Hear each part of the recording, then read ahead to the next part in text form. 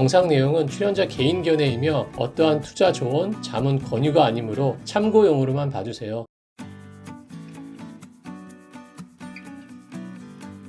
We've filed for additional single stock covered call product. We're certainly planning to expand the lineup. Because as you understand, these products are heavily option based. So option depth is important. We are using flex options within these strategies. And all that means is we have more control over the terms of the option contracts themselves versus listed.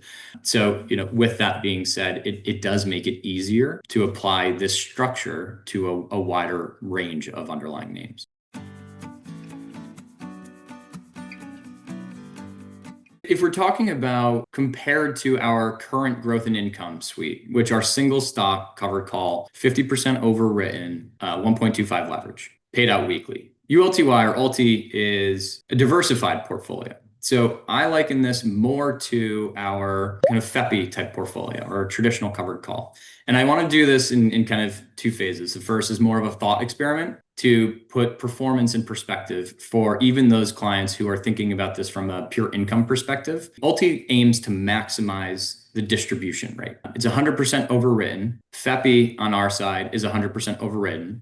Our distribution rate is annualized 25% versus ULTI. I think they just announced their distribution and it was an annualized rate of 85%. What I took a look at was, if you look at ULTI was launched February 28th of 2024. So we're just about a year and a half. FEPI's been around for almost 2 years. So we have that common inception date to look at. ULTI launched at a NAV of 20. FEPI launched just over 50. ULTI right now is trading, I think it closed yesterday at $5.80. So it's almost down 75% from a NAV perspective. FEPI closed yesterday at $46.46. So it's down roughly, call it 10%, if that. This is where I would urge clients to look at these distribution rates in the context of total return. So since ULTI was launched from a total return perspective, it's performed through yesterday a total return just about 15%. FEPI has a total return of roughly 18.5% through yesterday. So while FEPI's distribution rate has been consistent at 25% annualized, so 2.1% per month, ULTI's headline distribution rate is incredibly high, but the effective dollar amount that you're getting ends up being relatively consistent. And at the end of the day, because the NAV erosion is so severe, your total return ends up being somewhat hurt by that, right?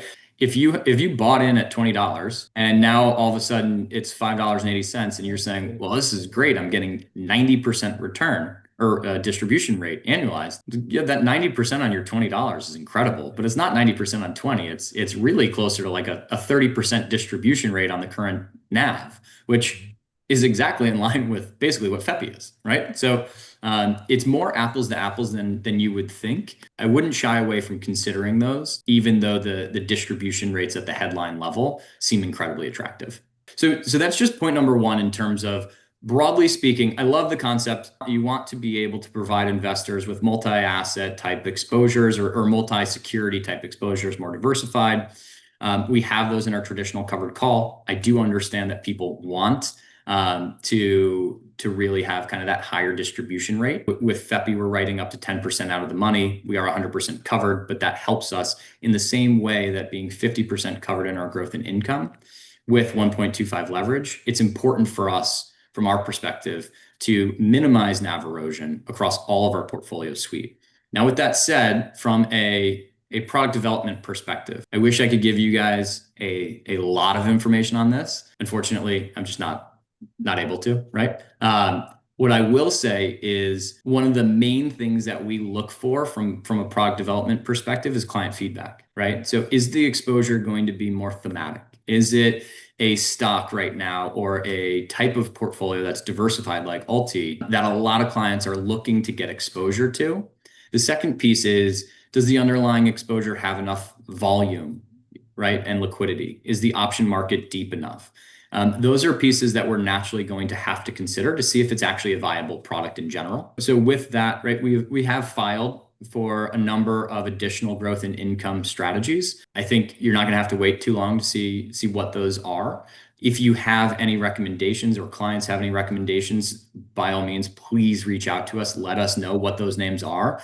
If you know anything about Rex, we are not afraid to get products to market quickly in response to that feedback. And on some type of diversified alti type competitor product. So I would just keep an eye out on what Rex is coming out with next.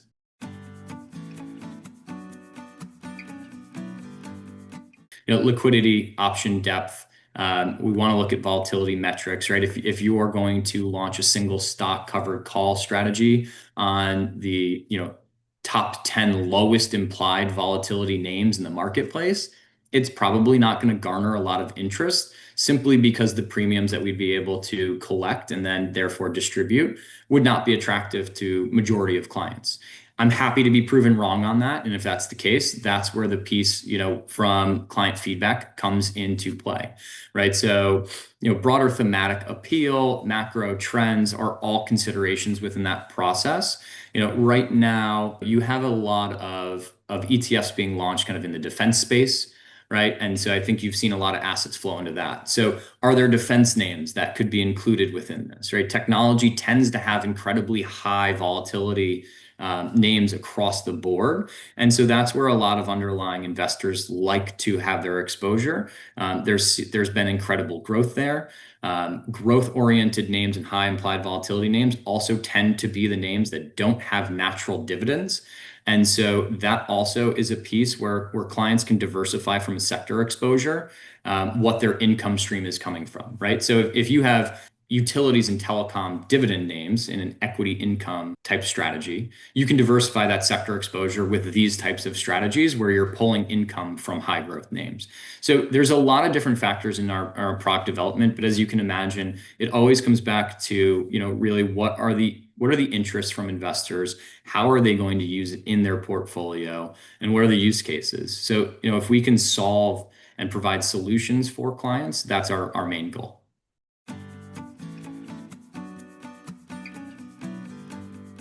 If we're talking about share issuance diluting shareholder value, in the simplest form, it's more of a misunderstanding, right? So I can understand where people think this from stock issuance. If a company issues additional shares, it's dilutive to the current shareholder base, right? And that's a bad thing for share performance. From an ETF perspective, that's not an issue, right? So the way that the ETF ecosystem is constructed directly counters this logic. And it's the fact that the ETF issuer partners with an authorized participant to exchange shares for the underlying securities. So in this case, if an authorized participant wants to create new shares because there's a lot of demand for additional shares, the authorized participant will go out into the market. They will collect a basket of securities, so in this case, option contracts that are equivalent to NAV, and they will exchange with the ETF issuer those securities for ETF shares. So in essence, any new share that's issued is 100% backed by collateral or the options or the underlying securities, right? So there is no dilutive effect to additional ETF share issuance. Now, I would actually counter that point and say, or even bring it even further rather, and say that additional share creation is a net benefit to current shareholders in the sense that additional shares also increase volume and liquidity within the market, which effectively will over time start to reduce bid-ask spreads and have a deeper, more liquid market for that ETF. And in certain cases, options on those ETFs. So the more ETF shares that are issued simply means that it is a more robust market for that strategy, and there's no dilutive effects across the board.